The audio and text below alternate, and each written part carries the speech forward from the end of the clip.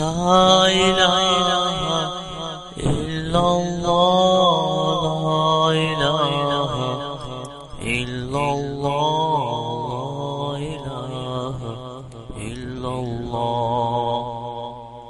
أعوذ بالله من الشيطان الرجيم. بسم الله الرحمن الرحيم.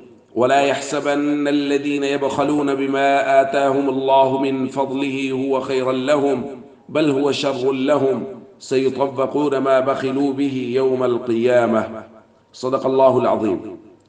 اللہ تعالیٰ قرآن کریم میں ارشاد فرماتے ہیں کہ وہ لوگ جن کو اللہ نے اپنے فضل سے مال عطا کر رکھا ہے اور وہ اس میں بخل کرتے ہیں، یعنی اس میں صدقات واجبہ ادا نہیں کرتے، عشر، زکوٰۃ وغیرہ، تو یہ نہ سمجھے کہ یہ ان کے لیے بہتر ہے، بلکہ یہ تو ان کے لیے بہت برا ہے کہ یہ مال ان کے گلے میں طوق بنا کے ڈال دیا جائے گا. دوستو، اگر کوئی آدمی یہ سمجھتا ہے کہ میں عشر یا زکوٰۃ یعنی صدقات واجبہ ادا نہ کر کے اپنے لیے بہتری کر رہا ہوں، مال بچا رہا ہوں، جیسے عشر جو ہے وہ 20 من میں سے 1 من ہے، اب یہ دل میں یہ سوچ لے کہ 20 من میں سے 1 من ادا کر دوں گا تو 19 رہ جائے گا، تو میرے لیے تو بہتر یہ ہے کہ میرے گھر میں 20 من جائے.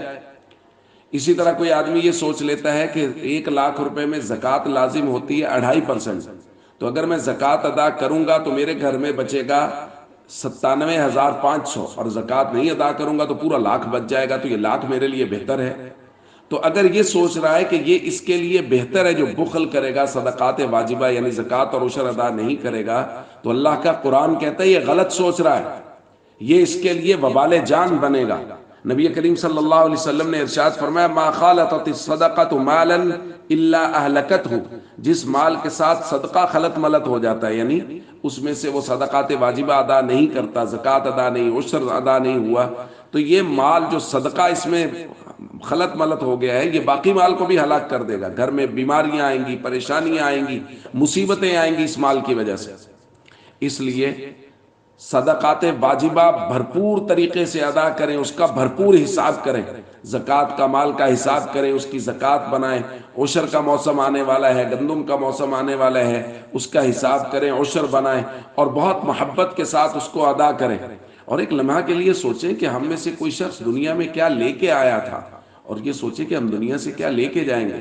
خالی ہاتھ دنیا میں آئے تھے اور خالی ہاتھ ہی دنیا سے جائیں گے. اس لیے اپنے لیے جو دنیا میں خرچ کر سکیں، صدقات کر سکیں، وہ ہمیں لازم کرنا چاہیے. السلام علیکم ورحمۃ اللہ وبرکاتہ.